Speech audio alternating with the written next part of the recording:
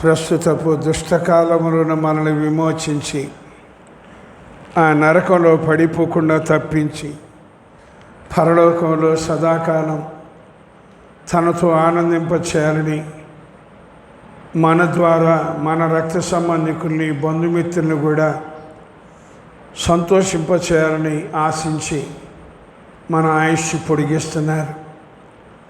కాబట్టి ప్రతి ఒక్కరూ దేవుని సన్నిధికి వచ్చి దేవుని మాటలు విని దేవుని రాజ్యాన్ని గురిగా కలిగి దేవుని సంతానంగా మనం కొనసాగుతూ మన వాళ్ళను కూడా దేవుని సంతానంగా నడిపించబడాలని ఆహ్వానిస్తున్నాం.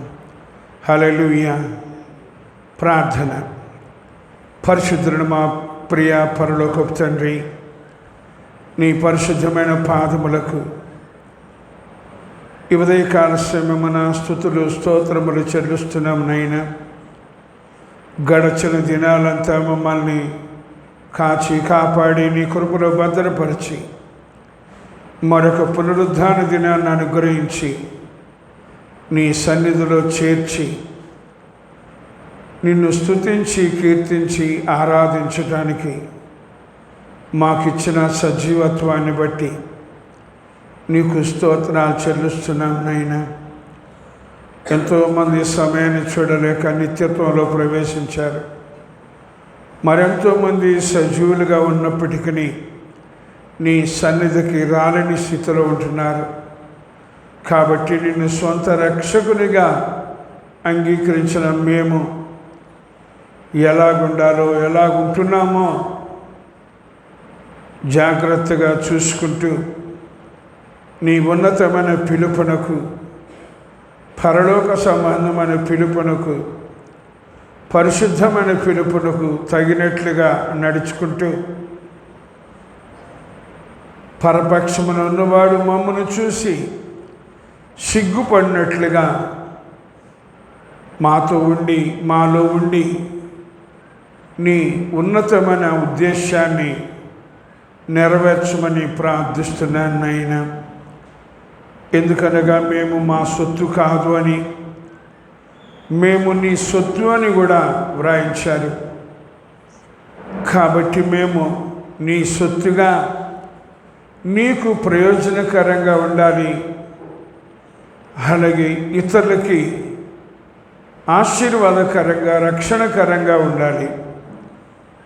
మేము స్వప్రయోజనాన్ని విచారించుకొనకుండా, ప్రతిఫలమును అపేక్షించకుండా నీ కొరకు జీవించాలి, ఇతరులని బ్రతికించాలి. వాళ్ళు కూడా పాపముల విషయమే చనిపోయి నీతి విషయమే జీవించినట్లు మాకు కావలసిన ఆత్మ నింపుదల నడుపుదల దయచేయమని ప్రార్థిస్తున్నాను నాయనా. నువ్వు మమ్మల్ని అనాథలకు విడిచిపెట్టక మాతో ఉండటానికి, మాలో ఉండటానికి, మమ్మల్ని ఆదరించడానికి, మా ద్వారా ఇతరులు కూడా ఆదరణ పొందుకోవటానికి, మేము ఏ పాపము లేకుండా ఒప్పుకొని విడిచిపెట్టి పాపము చేయకుండా ఉండటానికి, అలాగే పాపములో ఉన్న వారి కొరకు యుక్తముగా ప్రార్థన చేయటానికి సంభవింపో సంగతులు మాకు తెలియచేస్తూ సర్వసత్యమును నడిపించడానికి నీ పరిశుద్ధాత్మని మాకు ఇచ్చారు.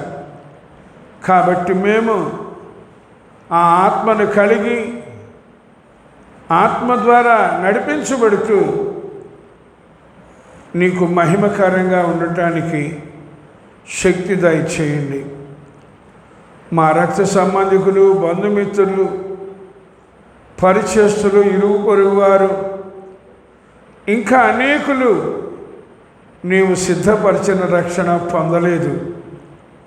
కాబట్టి మేము జాగ్రత్తగా వారు కూడా నీవు సిద్ధపరిచిన రక్షణ పొందటానికి లోకములో ఉన్న భ్రష్టత్వాన్ని మేము తప్పించుకొని అమూల్యములను అత్యధికమైన నీ వాగ్దానాన్ని స్వతంత్రించుకునేటట్లుగా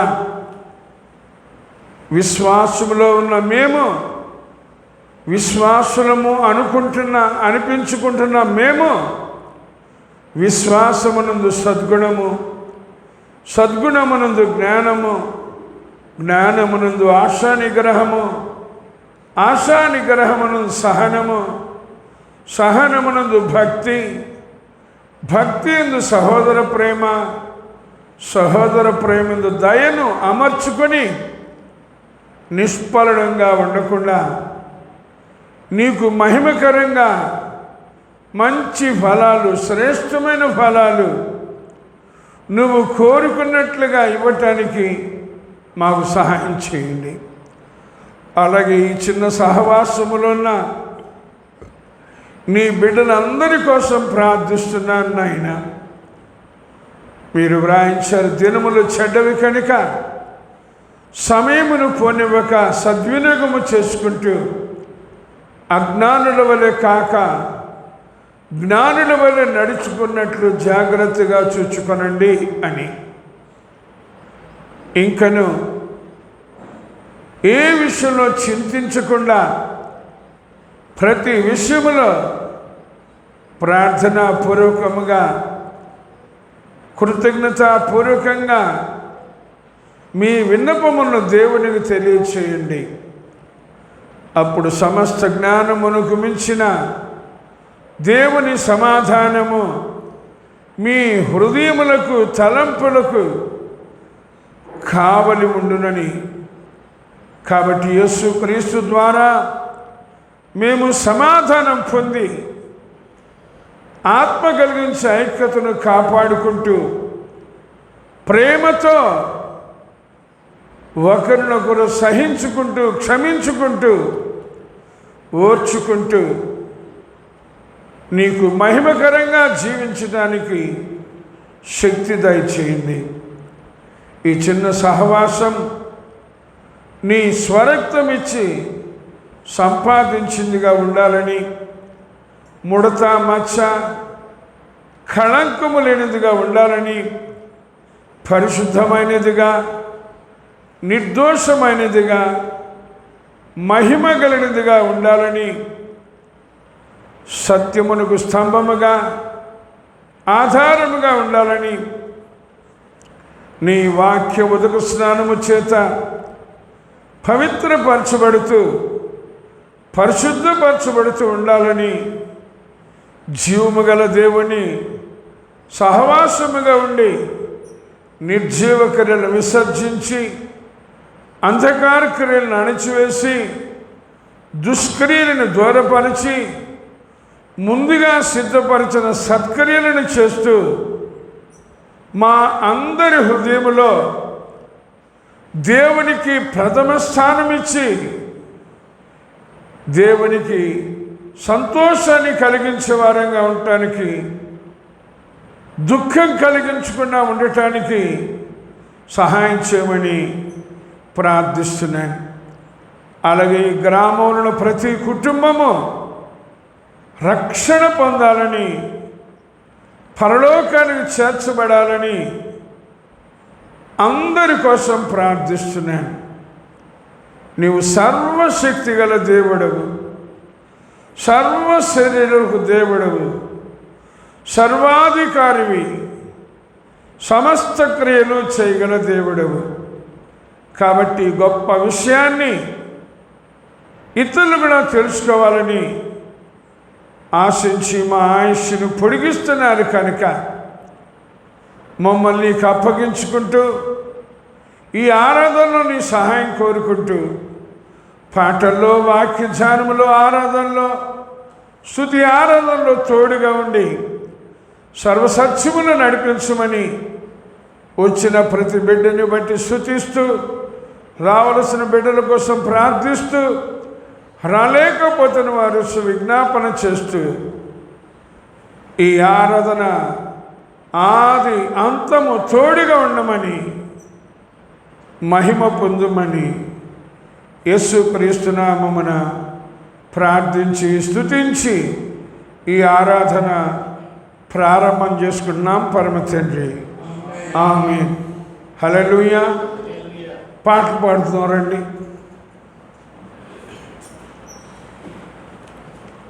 అందరికీ వందనాలండి.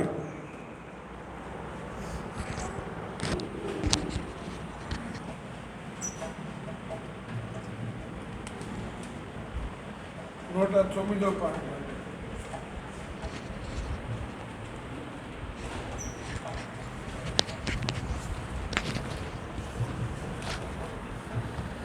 జాగ్రత్త పట్టుకున్నాను.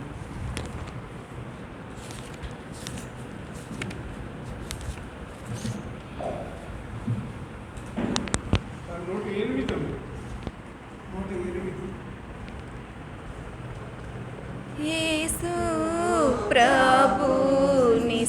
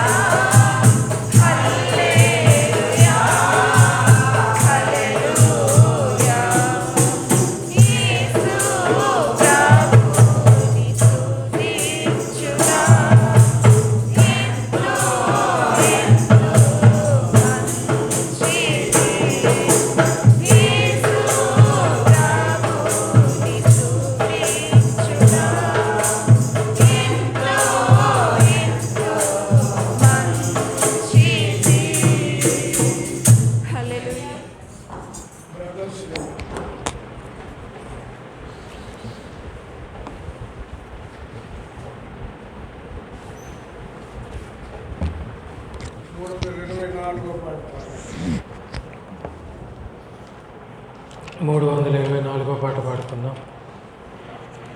నీ సాగెదయేసునితో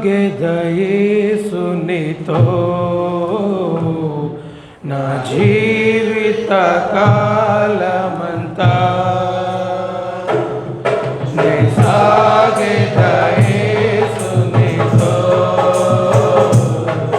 నా జీవిత కాలమంతా, యేసుతో నడిచెదా, యేసుతో నడిచెదా, యేసుతో నడిచెదా, యేసుతో నడిచెదా, పరమున చేరగా నీ వెళ్ళేదా, పరమున చేరగా నీ వెళ్ళేదా, ఆనకు వలె సాగేదా,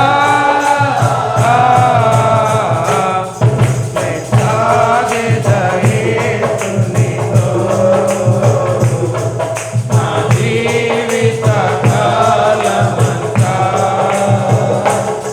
నీ సాగేదా యేసునితో నా జీవిత కాలమంతా, లోకపు శ్రమలు నన్నెదిరించిన, లోకపు శ్రమలు నన్నెదిరించిన, కఠినులు రాళ్ళతో హింసించిన, కఠినులు రాళ్ళతో హింసించిన, స్టెఫను వలె సాగేదా, సాగేదా యేసునితో నా జీవిత కాలమంతా, సాగేదా యేసునితో నా జీవిత కాలమంతా, వెనుక శత్రువులు వెంటాడినను, వెనుక శత్రువులు వెంటాడినను, ముందు సముద్రము ఎదురొచ్చిన, ముందు సముద్రము ఎదురొచ్చిన, మోషే వలె సాగేదా,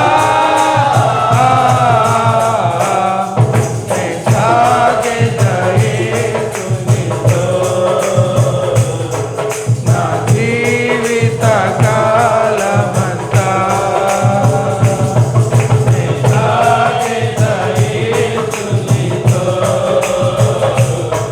నా జీవిత కాలమంతా, తల్లి మరచిన, తండ్రి విడచిన, తల్లి మరచిన, తండ్రి విడచిన, బంధువులే నన్ను వెలివేసిన, బంధువులే నన్ను వెలివేసిన, యోసేపు వలె సాగేదా, సాగేదా యేసునితో నా జీవిత కాలమంతా, సాగేదా యేసునితో నా జీవిత కాలమంతా, బ్రతుకుట క్రీస్తే చావైతే మేలే, బ్రతుకుట క్రీస్తే చావైతే మేలే, క్రీస్తుకు హత సాక్షిగా మారేదా, క్రీస్తుకు హత సాక్షిగా మారేదా, పౌలు వలె సాగేదా, సాగేదా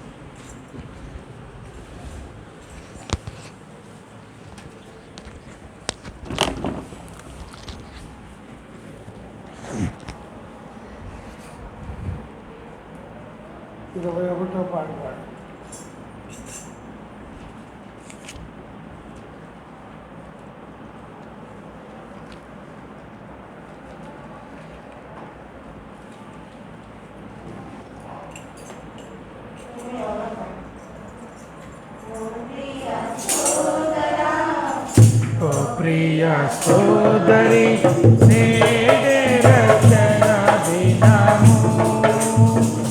ఓ ప్రియ సోదరా, ఓ ప్రియ సోదరి నేడే రక్షణ దినము. చెరలో ఉన్న వారలారా ప్రభుని సన్నిధికి రండి. చెరలో ఉన్న వారలారా ప్రభుని సన్నిధికి రండి. దేవుని పాటలు పాడండి, దేవుని వాక్యం వినండి. దేవుని పాటలు పాడండి, దేవుని వాక్యం వినండి. ప్రభు యేసు మిమ్మును పిలుచుచున్నాడు. ప్రభు యేసు మిమ్మును పిలుచుచున్నాడు. ఓ ప్రియ సోదరా, ఓ ప్రియ సోదరి నేడే రక్షణ దినము. ఓ ప్రియ సోదరా, ఓ ప్రియ సోదరి నేడే రక్షణ దినము. ప్రేమ అన్నది మీలో ఉన్నదా? ప్రేమించు ప్రతివాడును. ప్రేమ అన్నది మీలో ఉన్నదా? ప్రేమించు ప్రతివాడును. దేవుని మూలంగా పుట్టిన వాడై దేవుని ఎరిగి జీవించువాడు. దేవుని మూలంగా పుట్టిన వాడు దేవుని ఎరిగి జీవించువాడు. ఒకరికొకడు ప్రేమ కలిగి జీవించేదాము. ఒకరికొకడు ప్రేమ కలిగి జీవించేదాము.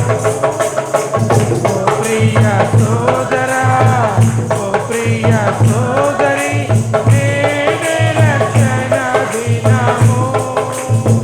ఓ ప్రియ సోదరా, ఓ ప్రియ సోదరి నేడే రక్షణ దినము. ప్రభుని రాకడ సమీపించెను. త్వరలో రానయ్యున్నాడు.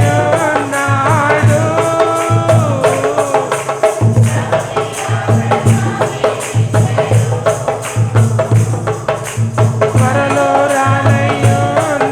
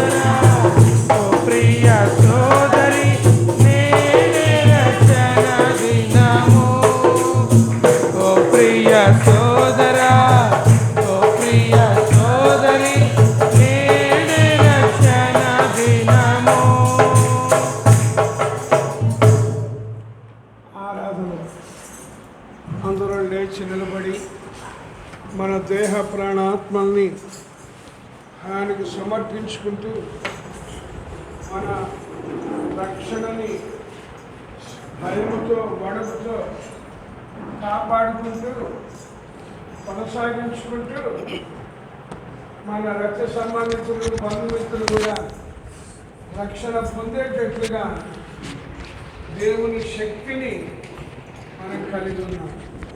ఆరాధన.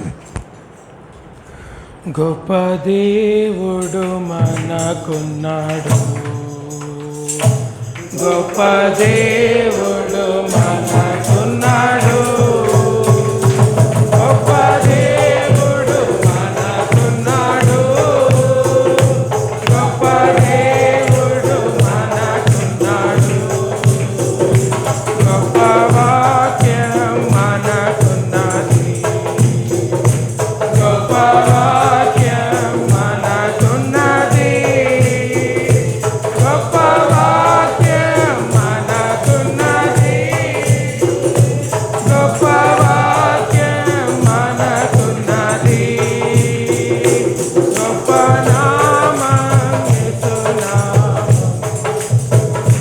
గొప్ప నామం యేసునామం, గొప్ప నామం యేసునామం, గొప్ప నామం యేసునామం. చప్పట్లు కొట్టి ఆరాధించేదం, చప్పట్లు కొట్టి ఆరాధించేదం, చప్పట్లు కొట్టి ఆరాధించేదం, చప్పట్లు కొట్టి ఆరాధించేదం, నాట్యమాడుచు ఆరాధించేదం, నాట్యమాడుచు ఆరాధించేదం, నాట్యమాడుచు ఆరాధించేదం, నాట్యమాడుచు ఆరాధించేదం. హల్లెలూయా హల్లెలూయా హల్లెలూయా హల్లెలూయా హల్లెలూయా హల్లెలూయా హల్లెలూయా హల్లెలూయా హల్లెలూయా హల్లెలూయా హల్లెలూయా హల్లెలూయా హల్లెలూయా. ప్రియుడా నీ ప్రేమ పాదముల్ చేరితి, నెమ్మది నెమ్మది ఆసక్తితో నిన్ను పాడి స్తుతింతును, ఆనందమానందమే ఆసక్తితో నిన్ను పాడి స్తుతింతును, ఆనందమానందమే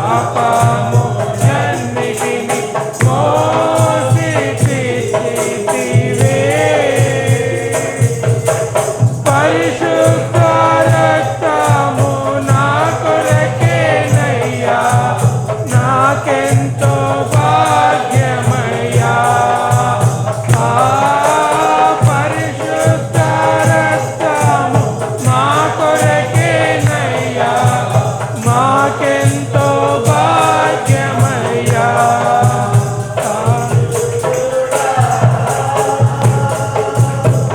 పరమాత్ముడా ఆరాధనా ఆరాధనా పరిశుద్ధుడా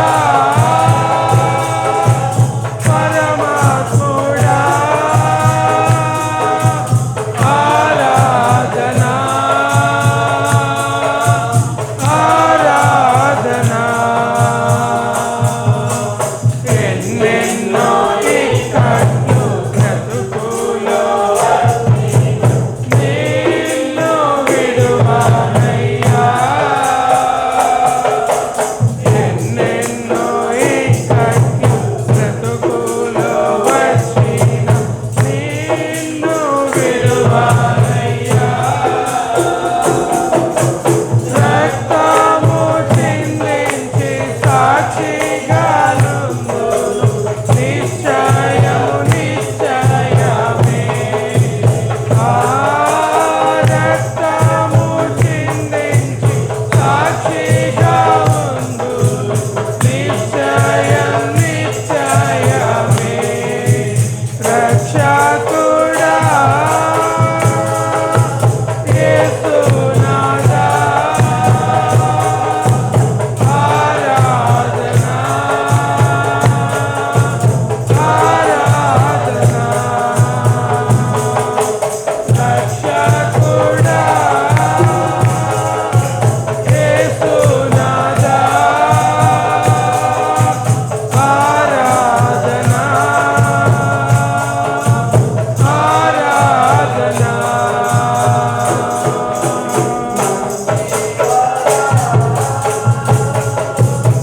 మహోన్నతుడా ఆరాధనా ఆరాధనా పరిశుద్ధుడా పరమాత్ముడా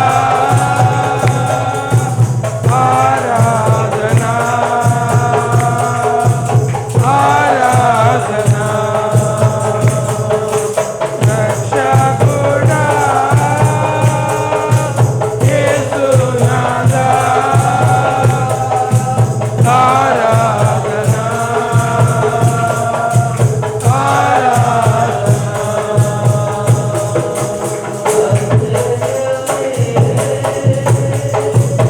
ఆనందమే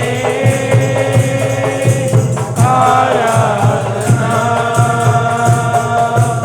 ఆరాధనా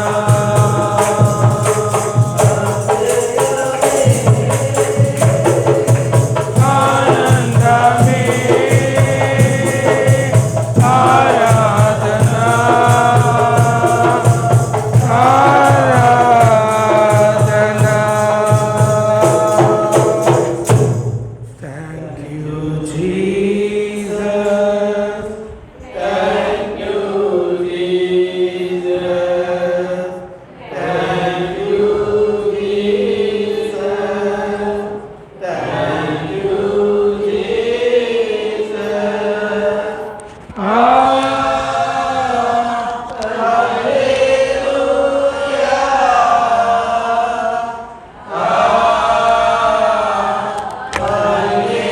Hallelujah.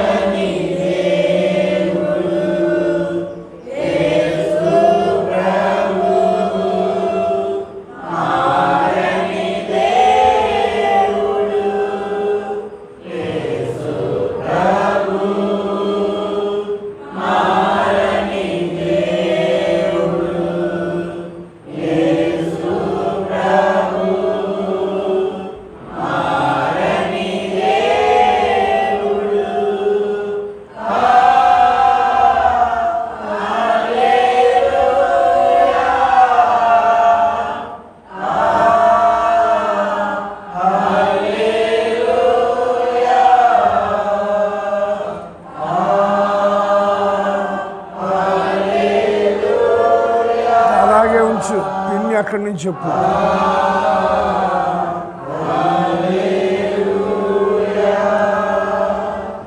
ప్రార్థన. ప్రేమ నమ్మకం మా ప్రియ పరలోకపు తండ్రి, మరొకసారి నిన్ను స్తుతిస్తూ ప్రార్థిస్తున్నాను నాయనా. ఆకాశం మహాకాశం సైతం పట్టజాలు నీవు మా కొరకు పాప శరీరాకారంతో ఈ లోకానికి వచ్చి పాపములో పుట్టి పాపములో జీవిస్తూ పాపం వలన వచ్చే జీతం మరణం అనగా నరకానికి పాత్రులమై ఉండగా మేము నరకంలో పడిపోకుండా ఉండాలని ప్రతి ఒక్కరూ పాపముల విషయమై చనిపోయి నీతి విషయమై జీవించాలని పరలోక రాజ్య వారసులుగా మార్పు చెంది అనేకులని నరకం నుంచి తప్పించాలని ఆశించి మా ఆయుష్ని పొడిగించున్నారు. నీ పరిశుద్ధాత్మని మాకిచ్చి నీ జీవవాక్యాన్ని మాకిచ్చి మా ద్వారా అనేకులు నిత్య జీవం చేరాలని ఆశించి మా ఆయుష్ని పొడిగిస్తున్నారు. కాబట్టి నిన్ను స్వంత రక్షకునిగా అంగీకరించిన మా ద్వారా అనేకులు నీవు సిద్ధపరిచిన రక్షణ పొందాలని ఆశించి మా ఆయుష్ని పొడిగిస్తున్నారు. కాబట్టి నిన్ను అంగీకరించిన మేము ఎలా ఉండాలి, ఎలా ఉంటున్నాం? జాగ్రత్తగా స్వపరీక్ష చేసుకుంటూ నీ ఉన్నతమైన పిలుపునకు, పరలోక సంబంధమైన పిలుపునకు, పరిశుద్ధమైన పిలుపునకు తగినట్లుగా నడుచుకోవటానికి ఎవరికి ఆటంకంగా, అభ్యంతరంగా, అడ్డుబండలంగా ఉండకుండా కేవలము నీకు మహిమకరంగా, అనేకులకు ఆశీర్వాదకరంగా మేము ఉండటానికి సహాయం చేయమని ఇప్పటి వరకు నువ్వు చేసిన ప్రతి విధన సహాయాన్ని బట్టి నిన్ను స్తుతిస్తూ వాక్య ధ్యానములో కూడా నీవే మాకు సహాయం చేయమని, నీ వాక్యము మమ్మల్ని బ్రతికిస్తుందని, మా బాధలలో నీ వాక్యము నెమ్మదినిస్తుందని, నీ వాక్యము మా పాదములకు దీపము, మా త్రోవకు వెలుగై ఉన్నదని, నీ వాక్యము మమ్మల్ని శరీరానుసారంగా ప్రవర్తించకుండా ప్రత్యేకంగా ఆత్మానుసారంగా జీవించేవారిగా చేస్తుందని తెలుసుకొని కొనసాగటానికి సహాయం చేయమని యేసుక్రీస్తు నామమున ప్రార్థించి స్తుతించి అడిగి వేడుకుంటున్నాం పరమ తండ్రి.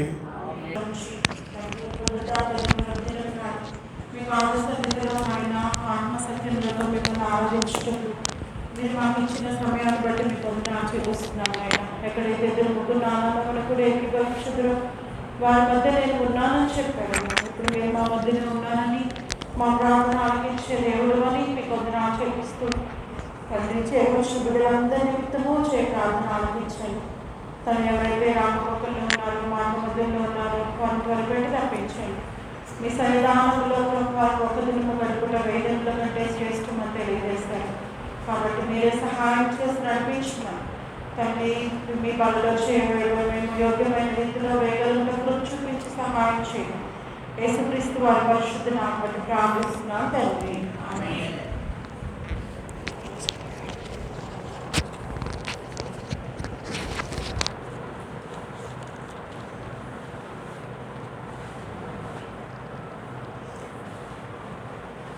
యెషయా గ్రంథం 43వ అధ్యాయం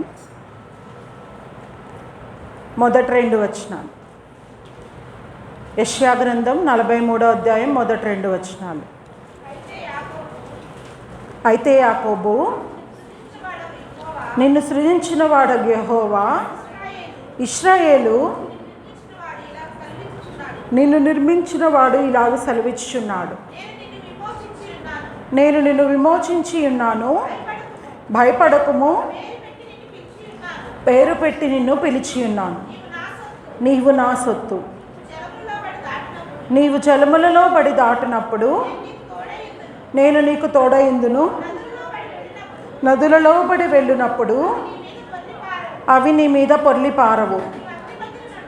నీవు అగ్ని మధ్యను నడుచున్నప్పుడు కాలిపోవు, జ్వాలలు నిన్ను కాల్చవు.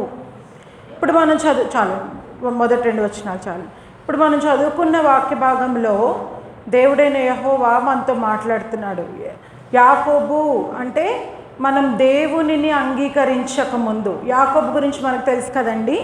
యాకోబు మోసగాడు, యాకోబు తండ్రిని మోసం చేశాడు, అన్నని మోసం చేశాడు, తర్వాత మామను మోసం చేశాడు. మనకి యాకోబు జీవిత చరిత్ర గురించి అంతా తెలుసు కదా. అయితే దేవుడు అంటున్నాడు, నిన్ను నిర్మించిన వాడగు యెహోవా. మనకు తెలుసు కదండి, మనం ఈ లోకంలో జన్మించక మునిపే, తల్లి గర్భంలో పిండముగా రూపించబడక మునిపే మనల్ని దేవుడు చూశాడు. ఎందుకు సృజించాడు మనల్ని అంటే కేవలం ఒకే ఒక పని, ఆయన మహిమ నిమిత్తం మనల్ని నిర్మించాడు. తన చేతులతో మనల్ని చేశాడు. ఈ లోకంలో జంతువుల్ని, పక్షుల్ని, వెలుగు, చీకటి, సూర్యచంద్ర నక్షత్రాలు, వీటన్నిటిని దేవుడు ఎలా సృజించాడు? ఎలా చేశాడండి? నోటి మాటతో చేశాడు. కానీ దేవుడు మనిషిని సృజించినప్పుడు, మానవుని సృజించినప్పుడు దేవుడు నోటి మాటతో సృజించలే. ఆదికాండంలో ఉంటుంది కదా, నేల మంటిని తీసి దేవుడు తన చేతులతో తన పోలిక చొప్పున నరుని నిర్మించి వాని నాసికారంధ్రములలో జీవవాయువును ఊదగా నరుడు జీవాత్మాయను. అంటే నోటి మాటతో మనల్ని సృజించడానికి దేవుడు ఇష్టపడలేదు. కానీ దేవుడు తన రూపంలో తన పోలిక చొప్పున దేవుడు ఆ మంటిని తీసి బొమ్మలాగా చేసి మనిషిలాగా తన పోలికలో చేసి సృజించుకున్నాడు. ఎందుకు సృజించాడు అని మనం ఆలోచిస్తే యెషయా గ్రంథంలోనే ఉంటుంది, నా మహిమ నిమిత్తము. కేవలం ఒకటే కోరిక దేవునికి, ఏంటంటే మన జీవితాల ద్వారా దేవుడు మహిమ పొందాలి. దేవుడు మనల్ని సృష్టించుకున్న రీతి ఎందుకంటే దేవుని నామ మహిమార్థమై మాత్రమే దేవుడు నరుని సృష్టించాడు. తర్వాత అంటున్నాడు కదా, ఇశ్రాయేలు నిన్ను నిర్మించిన వాడు ఇలాగూ సెలవిచ్చుచున్నాడు. అట్లా నిర్మించేసి వదిలేయలేదు. ఏదైనా తోటలో ఆదాముని దేవుడు నిర్మించి ఆదాముకు అవసరమైనవన్నీ ముందే సృజించేశాడు. అప్పుడు చెట్లు కానీ, పండ్లు, ఆహారానికి, వాటర్ డ్రింకింగ్కి అన్నిటికీ దేవుడు ముందే సృజించిన తర్వాత ఆదాముని ఏదైనా తోటలో ప్రవేశపెట్టాడు. అట్లాగే ఈ లోకంలో దేవుడు మనల్ని పుట్టించక మునిపే అంటారు కదా, భక్తుడు అంటాడు, నీ జనన విధము చూడగా. మనం ఎందుకు పనికిరాని స్థితిలో ఉన్నాం, మన నిర్మించబడ్డాం కానీ మనకిష్టమైనట్టు మనం తప్పిపోయాం. మన పాపములో పెరుగుతూ పాపములో జీవిస్తూ ఉండడం దేవునికి ఇష్టం లేక ఆయన మన కొరకు మరలా ఈ లోకానికి నరరూపిగా అంటే మనుష్య కుమారునిగా ఈ లోకానికి జన్మించాడనమాట. అదే దేవుడు మనల్ని సృష్టించుకున్న రీతి, దేవుడు మనల్ని నిర్మించుకున్న రీతి మనం చూస్తే భయము, ఆశ్చర్యం రెండు, భయం కలుగుతుంది, ఆశ్చర్యం కలుగుతుంది. అంటే మన శరీరం ఎట్లా ఉండాలి, మన ఎముకలు కానీ మనకి ఏ పార్ట్ ఎక్కడ ఉండాలి, అదంతా దేవుడు ముందే ప్రీ ప్లాన్డ్గా ఎంతో చాలా కష్టం. ఇప్పుడు హాస్పిటల్స్కి వెళ్తే మనకు తెలుస్తుంది మనం ఎంత హ్యాపీగా ఉంటున్నాము. అంటే ఏదన్నా బాధపడుతున్నప్పుడు, ఏదన్నా డిసీజ్ వచ్చినప్పుడే మనకి అర్థమవుతుంది. కానీ మనం మంచిగా ఉన్నప్పుడు అట్లా ఆలోచించం, ఎందుకంటే ఏదో జరిగిపోతుంది అన్నట్లు ఉంటాం. కానీ దేవుడు మనల్ని ఎంత ప్రణాళికతో సృష్టించాడు, దేవుడు ఆయనకి మన పట్ల ఉన్న ఉద్దేశం ఏంటి మనం ఆలోచించినట్లయితే దేవుడిని స్తుతించకుండా ఉండలేదు. మనం లేచిన దగ్గర నుంచి తీసుకుంటున్నటువంటి గాలి అవనివ్వండి, వాటర్ అవనివ్వండి, ఏదైనా మనకి ఫ్రీయే కదా. మనం ఏమైనా డబ్బులు పెడుతున్నామా? పెట్టట్లేదు కదా. కానీ ఒక్కరోజు హాస్పిటల్ ఉంటే ఆక్సిజన్ సిలిండర్కి అయ్యే ఖర్చు మనకు తెలుస్తుంది. కానీ మనం అవన్నీ జ్ఞాపకం చేసుకుంటూ, దేవా నువ్వు నన్ను నిర్మించుకున్నావు, నీ పోలిక చొప్పున నన్ను సృజించుకున్నావు, నా జీవితం పట్ల నీ ఉద్దేశం ఏంటి అని మనం ఎప్పుడూ దేవునికి కృతజ్ఞతాస్తుతులు చెల్లిస్తూ ఆయన స్తుతించబద్దులమై ఉంటున్నామన్నమాట. అదే చెప్తున్నాడు యాకోబు. అంటే మనం రక్షించబడక మునుపు ఉన్న స్థితి, రక్షించబడిన తర్వాత ఉన్న స్థితి రెండు మెన్షన్ చేస్తున్నాడు ఇక్కడ. యాకోబుని జ్ఞాపకం చేస్తున్నాడు, ఇశ్రాయేలు అని కూడా సంబోధిస్తున్నాడు. కాబట్టి మనం మారుమనసు పొందాం, బాప్తిస్మం పొందాం, దేవుని సంఘంలో అంగములుగా చేర్చబడ్డాం. దేవా, నా పట్ల నీకున్న ఉద్దేశం ఏంటి? నువ్వు నన్ను సృజించుకున్నావు, నువ్వు నన్ను నిర్మించుకున్నావు, నా పట్ల నీకున్న ఉద్దేశం ఏంటి? నా జీవితం ద్వారా నువ్వు ఏమి జరిగించబడాలని ఆశపడుతున్నావు అని మనం ఎల్లప్పుడూ దేవునితో కాంటాక్ట్లో ఉండాలని దేవుడు ఇష్టపడుతున్నాడు. తర్వాత అన్నాడు కదండి, భయపడకము, పేరు పెట్టి నిన్ను పిలిచి ఉన్నాను. పేరు పెట్టి పిలిచిన దేవుడు మనల్ని అలా విడిచిపెట్టలేదు. వెండి బంగారముల వంటి క్షయ వస్తువులతో మనల్ని విమోచించలేదు. కానీ దేవుడు తన స్వరక్తం ఇచ్చి సంపాదించుకున్న బిడ్డలుగా మనల్ని చేసుకున్నాడు. తర్వాత అన్నాడు, నీవు నా సొత్తు.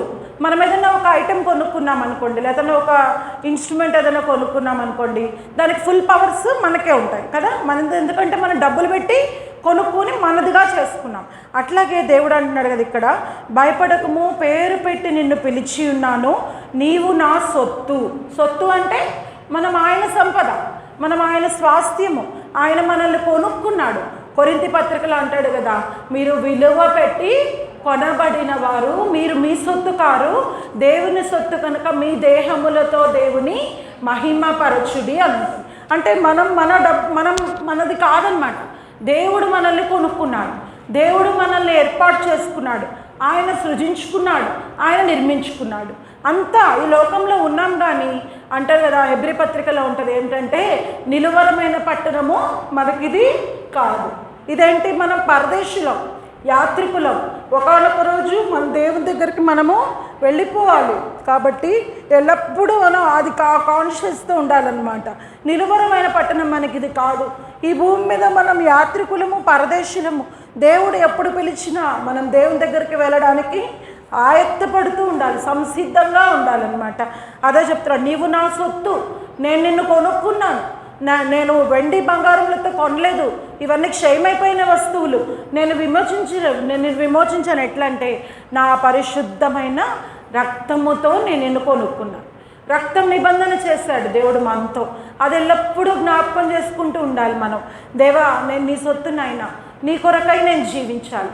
ఈ లోకంలో ఉన్నప్పటికీ కూడా, మన పనులు మనం చేసుకుంటూ ఉన్నప్పటికీ కూడా, ఒక మైండ్లో మనకి కాన్షియస్గా ఉండాలి. ఏంటంటే, దేవుడు నన్ను కొనుక్కున్నాడు, నేను దేవుని బిడ్డని కాబట్టి దేవునికి ఇష్టంగా నడుచుకుంటున్నానా లేదా, నా ప్రవర్తన ఎట్లా ఉంది. ఇంకో ప్రసంగ గ్రంథంలో అంటాడు కదా, నీవు దేవుని మందిరమునకు పోయినప్పుడు నీ ప్రవర్తనని జాగ్రత్తగా చూసుకోవాలంట.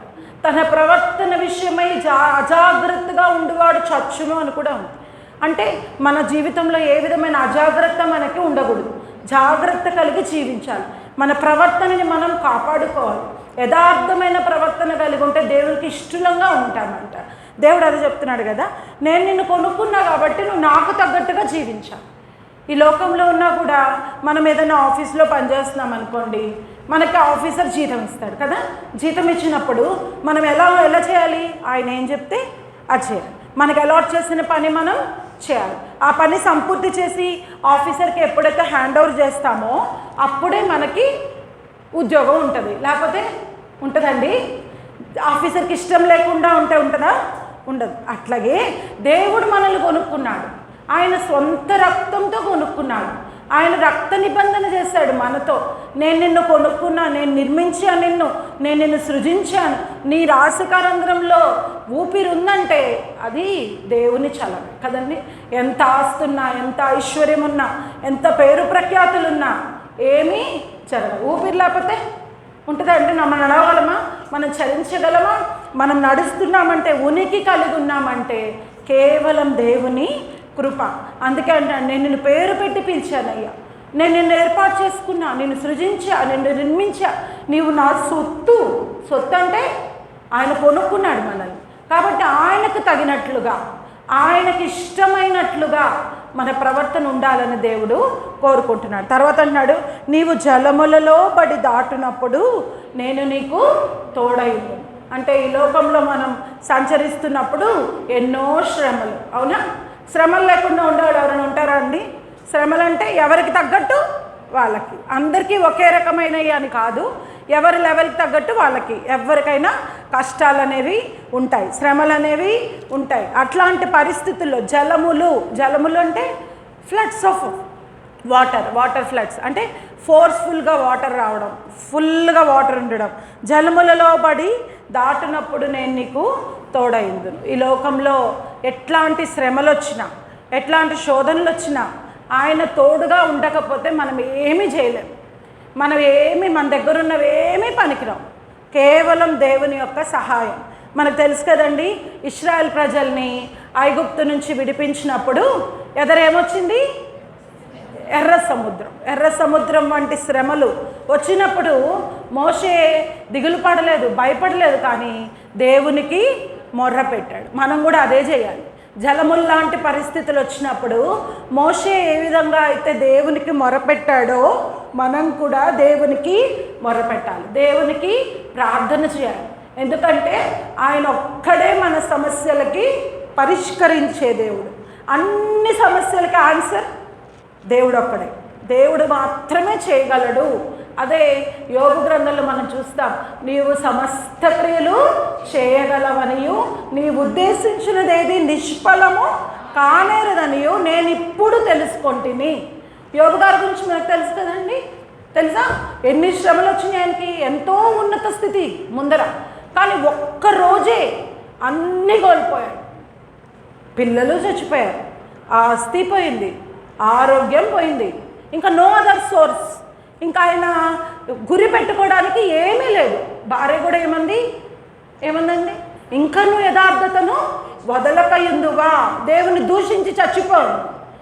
జనరల్గా ఫ్యామిలీలో హస్బెండ్ వైఫ్ ఉన్నారనుకోండి, మ్యాక్సిమం ప్రయత్నం చేస్తారు, అంతగా నువ్వు చచ్చిపోని ఎవరైనా కోరుకుంటారా? కోరుకోరు. కానీ అట్ ద మోస్ట్ ఇంకా అతనికి అంతకంటే ఇంకేం లేదనమాట.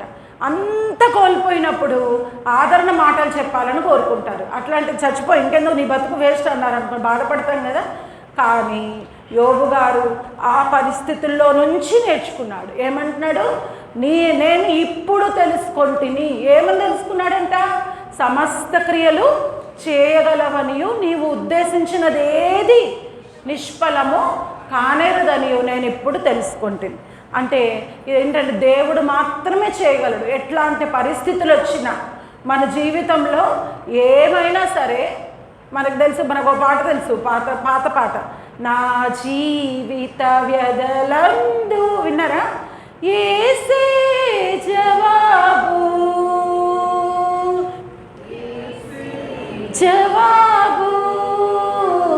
ప్రభు, యేసే జవాబు ప్రభు, యేసే జవాబు. దేవుడు ఒక్కడే ఆన్సర్. జలముల లాంటి పరిస్థితులు, ఎర్ర సముద్రం లాంటి పరిస్థితులు వచ్చినా కూడా మనం ఏమాత్రము మన నిరీక్షణని కోల్పోకూడదు. అంటాడు కదా పౌలు భక్తుడు 1 తెస్సలోనిక పత్రికలో, ఏమంటాడు? నిరీక్షణ లేని ఇతరుల వలె మనము దుఃఖపడకూడదు. ఎట్లాంటి పరిస్థితి వచ్చినా మన నిరీక్షణ దేవుడే. జలములలో పడి దాటినప్పుడు, ఎర్ర సముద్రంలో పడి ఇశ్రాయేలీయులు దాటినంతసేపు నీరంట బోత్ సైడ్స్ గోడలాగా ఒక్క రాత్రిలో ఎర్ర సముద్రాన్ని ఆరిపోజేశాడు, నీళ్లు గోడలాగా అయ్యేలా చేశాడు. ఆరిన నేలను ఇశ్రాయేల్ ప్రజలు నడిచిపోయిరి అంటుంది బైబిల్.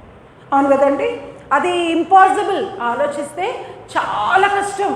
సముద్రం ఆరిపోవడం ఒక్క రాత్రిలో, మనకి వర్షం పడి ఆరిపోతేనే బురద ఆరిపోవడానికి 2 days పడుతుంది కనీసం. ఎండొస్తే బురద ఆరిపోవడానికి 2 days పడుతుంది. అదే సముద్రం లాంటి సముద్రంలో ఆరిపోవడం అంటే కష్టమా తేలిక? చాలా కష్టం. సముద్రంలో నీళ్లు ఆరిపోయి ఆరిన నేలగా చేసి ఇశ్రాయేలు ప్రజల్ని దాటించిన దేవుడు మన దేవుడు. ఆయన మనతో ఉండదే అంటున్నాడు కదా, జలములలో పడి దాటినప్పుడు నేను నీకు తోడయ్యుందును. దేవుడే మనకి తోడు. ఇమ్మాన్యుయేల్ అంటే దేవుడు మనకి తోడు, ఇమ్మాన్యుయేలుగా ఉండి మనల్ని నడిపించే దేవుడు. తర్వాత చూడండి ఏమంటున్నాడు? నదులలో పడి వెళ్ళినప్పుడు అవి నీ మీద పొర్లి పారు. నదులు లోబడి ఇజ్రాయెల్ ప్రజలు మనకి సాదృశ్యంగా ఉన్నారు. ఎందుకంటే వాళ్ళని ఐగుప్తు నుంచి కనాను దేశంలోనికి దేవుడు నడిపించే క్రమంలో వాళ్ళు ఎదురైన పరిస్థితులు ఇవన్నీ, అవును కదా. అయితే మనం కూడా ఐగుప్తు అనే లోకము నుండి కనాను దేశం అనగా పరలోక రాజ్యానికి చేరాలి అంటే ఈ మనం జర్నీ చేసే జర్నీ అంతా ఇజ్రాయెల్ ప్రజల జర్నీని మనం మ్యాప్ చేసుకోవచ్చు. అంటే ఇది మనకి రిజెంబ్లెన్స్గా ఉంటుంది అన్నమాట, సాదృశ్యంగా ఉంది. ఏది ఇజ్రాయెల్ ప్రజల యొక్క ప్రయాణం, ఈ లోకంలో మన యొక్క ప్రయాణం.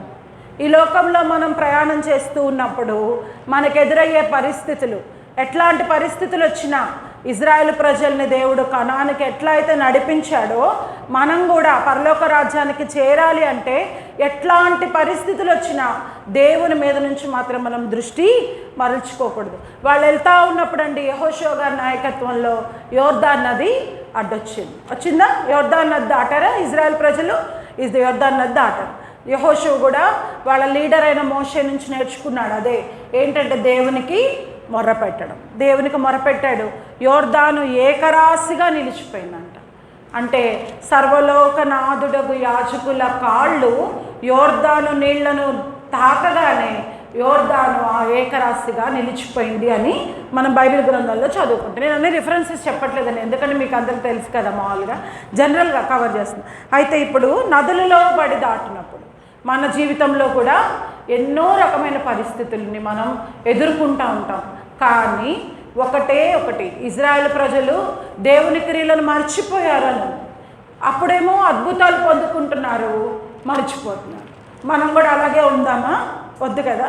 దేవుడు ఏం చేశాడు, మన జీవితంలో దేవుడు ఏం జరిగించాడు, మనం పుట్టిన దగ్గర నుంచి ఇప్పటి వరకు మనం తల్లి గర్భంలో పిండముగా రూపించబడక మునిపే ఎరిగిన దేవుడు, జగత్తు పునాది వేయబడక మునిపే మనల్ని ఎరిగిన దేవుడు, మనల్ని ఆయన రక్తముతో కొనుక్కున్న దేవుడు, ఆయన సొత్తుగా చేసుకున్న దేవుడు మనకు ఎదురయ్యే పరిస్థితుల్లో కూడా తోడుగా ఉంటానని చెప్తూ జలములలో పడి దాటినప్పుడు నేను నీకు తోడుగా ఉన్నాను. ఇజ్రాయెల్ ప్రజలు ఏ విధంగా నడిపించాడు అక్కడ 6 లక్షల కాల్బలం. 6 లక్షల కాల్బలం అంటే 18 years అబౌవ్ పురుషులు, 18 సంవత్సరాల కంటే ఎక్కువైన పురుషుల్ని కాల్బలం అంటారు.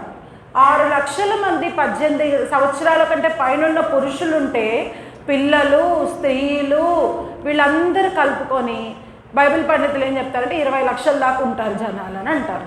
సుమారుగా 20 lakhs, 20 లక్షల మంది ప్రజల్ని, ఇజ్రాయేలు ప్రజల్ని ఐగుప్తు దేశము నుండి కనాను దేశముకు నడిపించడానికి దేవుడంట రెక్కల మీద మోసుకొచ్చాను మిమ్మల్ని అని చెప్తాడు. నిర్గమాకాండంలో ఉంటుంది, నేను నిన్ను రెక్కల మీద మోసుకొచ్చాను, నీ కాళ్ళు నీ చెప్పులు పాతగిలలేదు, నీ వస్త్రాలు మాయలేదు. అటువంటి కార్యములు చేసిన దేవుడు వాళ్ళకు ఉన్న సమస్యల్లో, ఇబ్బందుల్లో విడిచిపెట్టలేదు. ఆయన విడిచిపెట్టే దేవుడు కాదు. మనం మొరపెట్టినప్పుడు, నిజముగా మొరపెట్టినప్పుడు దేవుడు సమీపంగా ఉంటానని చెప్తున్నాడు. దేవుడు మనల్ని త్రోసివేసే దేవుడు కాదు. ఈ లోకంలో మనుషులు సహాయం కోసం వెళ్తే చేదరించుకోవచ్చు, తోసేయచ్చు, నెట్టేయచ్చు, ఏమన్నా చేయొచ్చు కదండి. అప్పుడు దాకా బాగానే ఉంటారు, కానీ అవసరమైనప్పుడు పలకరు. జనరల్ పబ్లిక్ ఇప్పుడు సినారియోస్ చూస్తే అవసరమైనప్పుడు ఎవ్వరూ రావడానికి ఇష్టపడరు. కానీ దేవుడు మాత్రం మనల్ని విడిచిపెట్టే దేవుడు కాదు. తర్వాత అంటున్నాడు కదా, నీవు అగ్ని మధ్యను నడిచినప్పుడు కాలిపోవు, జ్వాలలు నిన్ను కాల్చవు. అగ్ని లాంటి శ్రమలు వస్తాయి కదండి మనకి. కొన్నిసార్లు ఏం చేయాలో అర్థం కాదు, ఎటు పాలుపోదు, ఏం చేయాలన్నా ఆలోచన రాదు. అట్లాంటి పరిస్థితుల్లో కూడా మనం దేవునికి మొరపెట్టినప్పుడు, దేవుని దగ్గరికి వెళ్ళినప్పుడు, షద్రక్ మేషక్ అబేద్నెగోలకు మనకు తెలుసు కదండి, వాళ్ళు దేవుని కోసం నిలబడ్డారు. అప్పుడు అగ్నిగుండాన్ని 7 చేసి పడేశారంట. కానీ ఒక్క వెంట్రుక కూడా కాలకుండా దేవుడు షద్రక్ మేషక్ అబేద్నెగోల్ని కాపాడాడు. మన జీవితంలో కూడా అగ్నిలో పడేస్తానని కాదు, కానీ అగ్ని వంటి శ్రమలు వచ్చినా, ఇబ్బందులు వచ్చినా, ఇరుకులు వచ్చినా దేవుడు అంటున్నాడు కదా, నువ్వు నా బిడ్డవి, నువ్వు నా చేతుల్లో. ఇంకో చోటు ఉంటుంది యెషయా గ్రంథంలోనే, చూడుము నా అరచేతులలో నిన్ను చెక్కుకొని ఉన్నాను. చెక్కుకొని అరచేతులో. మనం వాళ్ళు చూస్తే మిగతా పార్ట్స్ అంటే ఇట్లాంటి ఈజీగా కనపడిపోద్దు, అరచే ఈజీగా కనపడదు. అంటే దేవుడు మనల్ని మర్చిపోవడానికి ఏమాత్రం ఇష్టపడట్లేదు. అరచేతులు నేను చెక్కుకొని ఉన్నా, నువ్వు భయపడక్కర్లేదు, నీ ప్రాకారాలు నిత్యము నా ఎదుట ఉన్నవి అని. అంటే దేవుడు మనల్ని అంతలా ఇష్టపడుతున్నాడు, దేవుడు మన కోసం అంత శ్రమించాడు, అంత కష్టపడ్డాడు. అంటాడు ఆకాశం నా సింహాసనము, భూమి నా పాదపీఠం అన్న దేవుడు చైర్లో నుంచి కిందకు వంగి తీయడం అంటే కష్టం కదండి. అలాంటిది ఆకాశం మీద ఉన్నటువంటి దేవుడు, ఆకాశం నా సింహాసనం, అక్కడ కూర్చొని నేల వరకు వంగి తను తాను తగ్గించుకొని మట్టి తీసి నిర్మించి నాసికరంధ్రాల్లో జీవవాయువును ఊదిన దేవుడు మన దేవుడు. ఆయన ఎంతగానో మనల్ని దేవుని బిడ్డలుగా నడుచుకుంటూ మన జీవితాల ద్వారా ఆయన మహిమ పొందాలని ఆశపడుతున్నాడు. అది ఒక్కటే, నా మహిమ నిమిత్తము నేను సృజించిన వారిని, నా పేరు పెట్టబడిన నా ప్రజలను తిరిగి రప్పించుము అంట. ఆయన మనల్ని పేరు పెట్టి పిలిచిన దేవుడు. ఎట్లాగో ఈ లోకంలో ఎంతోమందికి లేని భాగ్యాన్ని మనకిచ్చిన దేవుడు కదండి. మనం ఆలోచిస్తే మన జీవితంలో రక్షించబడిన నాటి నుండి నేటి వరకు ఎన్నో ఉపకారాలు చేశాడు, ఎన్నో మేలులు చేశాడు. వాటిని మర్చిపోకూడదు. అందుకే దావీదు మహాభక్తుడు అంటాడు కదా, నా ప్రాణమా యెహోవాను సన్నుతించుము, ఆయన చేసిన ఉపకారములలో దేనిని మరవకు. ఒక్క ఉపకారం కూడా మర్చిపోవద్దు. దేవుని స్తుతించాలి, దేవుని ఘనపరచాలని దేవుడు కోరుకుంటున్నాడు. మనం అదే జ్ఞాపకం చేసుకోవాలి. మనం దేవుడు మనల్ని రక్షించకపోతే, ఈ లోకంలో కలిసిపోతే, లోకంలోనే అందరూ చనిపోతే నిత్య నరకాగ్ని గుణానికి వారసులం అయిపోయేవాళ్ళం. కానీ అటువంటి స్థితి నుండి మనల్ని తప్పించి దేవుడు తన బిడ్డలుగా మనల్ని ఏర్పాటు చేసుకొని, మనల్ని రూపించుకొని, మనల్ని నిర్మించుకొని, దేవుడు మనల్ని కొనుక్కుని ఆయన రక్తముతో కొనుక్కొని విడిచిపెట్టడం మాత్రం కాదు, కానీ ప్రతి దినము అంటే కదా, అనుదినము మన ఎడల ఆయనకి వాత్సల్యత కలుగుతుందంట. విలాప వాక్యాల్లో ఉంటుంది, అనుదినము దేవుడు మనకి నూతనంగా వాత్సల్యత కలుగుతుంది, అందువల్లనే మనం లయమైపోలేదు అని ఉంటుంది. విలాప వాక్యాల్లో 3వ అధ్యాయంలో ఉంటుంది. ఎడతెగక చూపుతున్న కృప, ఆయన వాత్సల్యత, ఆయన ప్రేమ, ఆయన మనల్ని మర్చిపోనియట్లేదంట. దేవుడు ప్రేమాస్వరూపి అయి ఉన్నాడు అని చదువుకుంటాం, ఇక్కడెక్కడో ఉంటుందేమో. అంటే ఆయన ప్రేమతో, ఆయన కరుణతో, ఆయన కృపతో మనల్ని జ్ఞాపకం చేసుకున్నాడు. అందువల్లనే మనం ఈ లోకంలో ఈరోజు ఈ ఉదయకాలం ఆయన సన్నిధానంలో కనబడ్డామంటే కేవలం దేవుని వాత్సల్యత. వాత్సల్యత అంటే ఆయన కరుణతో కూడినటువంటి ఆ ప్రేమని దేవుడు మనకు చూపిస్తున్నాడు. కాబట్టే మనము లయమైపోలా, మనం సజీవులంగా ఉండి దేవుని స్తుతిస్తున్నామంటే, దేవా నువ్వు గొప్పవాడు అని చెప్తున్నామంటే కేవలం ఆయన కృప. ఎంతోమంది మనకంటే గొప్పవారు, పేరు ప్రఖ్యాతులు ఉన్నవారు, ఆస్తి ఐశ్వర్యాలు ఉన్నోళ్ళు, అందచందాలు ఉన్నోళ్ళు ఈ లోకంలో ఈ గడియ చూడలేకపోయారు. కానీ మనము ఈ లోకంలో సజీవులంగా ఉన్నామంటే ఆయన కృప, ఆయన కరుణ మాత్రమే అని జ్ఞాపకం చేసుకుంటూ మనకు ఎదురైన సమస్యల్లో కృంగిపోకూడదు, నిరీక్షణను కోల్పోకూడదు. కానీ దేవుడు అన్నాడు కదా, నిరీక్షణ లేని ఇతరుల వల్ల మీరు దుఃఖపడుచుండటం నాకు ఇష్టం లేదంటాడు. అంటే మనకి నిరీక్షణ ఇచ్చాడు, గొప్ప నిరీక్షణ. ఆయన ఒకరోజు వస్తాడు, మనల్ని తీసుకెళ్తాడు, లేకపోతే మనం ఈ లోకాన్ని విడిచిపెట్టినప్పుడు దేవునితో ఉంటాము అనే, సదాకాలం ఆయన స్తుతిస్తూ ఉంటామనే గొప్ప నిరీక్షణ ఇచ్చాడు. కాబట్టి మనం ఆ నిరీక్షణను బట్టి దేవుణ్ణి స్తుతిస్తూ, దేవుడు మనల్ని ఎందుకు సృజించాడు, ఎందుకు నిర్మించుకున్నాడు, ఈ పాపలోకం నుంచి మనల్ని ఎందుకు ప్రత్యేకపరిచాడు, ఎందుకు వేరు చేశాడు అనేది జ్ఞాపకం చేసుకుంటూ దేవుని స్తుతించబద్దులై ఉంటున్నాం. కాబట్టి కొద్ది వాక్యాన్ని దేవుడు దీవించును గాక. ఆమేన్.